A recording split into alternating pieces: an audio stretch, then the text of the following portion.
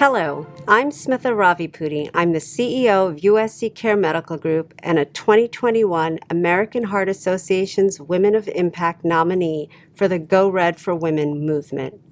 This brand new platform was created to advocate for more research in the underrepresented communities, empower all women to take charge of their heart health, and raise awareness that heart disease is the #1 killer of women. I'm using this campaign to focus on health equity and social determinants of health in vulnerable communities.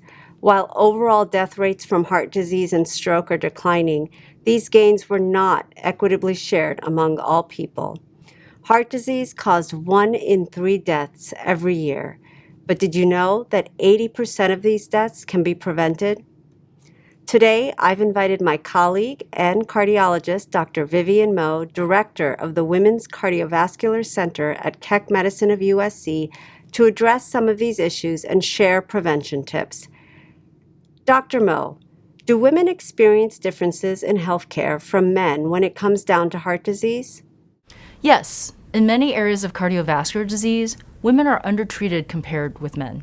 They are less likely to receive statins for high cholesterol and less likely to receive anticoagulation or blood thinners for stroke prevention if they have atrial fibrillation, which is a common arrhythmia amongst our elderly population. For a long time now, we've known that women are less likely to receive life-saving treatments such as revascularization for heart attacks, either stenting or bypass surgery, and have higher rates of developing heart failure. Also, after a woman has suffered a heart attack, they are less likely to be placed on appropriate guideline-directed medical therapy versus their male counterparts. On the front end of things, women are also in need of more preventative care. For example, they are less likely to get enough physical activity and less likely to quit smoking than men. And much of this is because they are not urged to do so as much as men are. Both of these lifestyle modifications can stave off coronary artery disease or prevent cardiac events in the future. Why are the treatment differences between women and men so persistent? First of all, women can present differently than men with certain heart conditions, and we know that this is an important contributor to the disparity in care.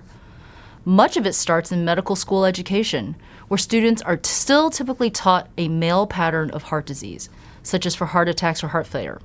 For example, we think of a man having a heart attack as clutching his chest and having a hard time breathing. However, more than 50% of women who are having heart attacks present not with chest pain, but with shortness of breath, fatigue, vomiting, or neck pain, and might get placed in a different evaluation and treatment algorithm when they first show up in the emergency room, rather than for a heart attack, which requires quick action and activation of the cath lab. What can women do to prevent a heart attack? Maintain a healthy weight and try to follow a Mediterranean diet or one that is plant-based. Perform moderate intensity exercise 150 to 300 minutes a week, or vigorous intensity physical activity 75 to 150 minutes a week. Women should be attuned to their bodies and make their healthcare a priority. See your physician regularly and make sure you know your cholesterol levels, metabolic panel, thyroid panel, and vitamin D levels. All of these factors could contribute to occult heart disease if there is an abnormality that is not treated. Take charge of your health. Do these preventative measures to prevent a heart attack rather than pre-treated for one. Thank you, Dr. Moe. It's clear that we all need to work together, both to prevent heart disease in women and to improve the treatment of women who experience heart disease. By making lifestyle changes, getting communities engaged, and influencing key healthcare policies, we can help save women's lives.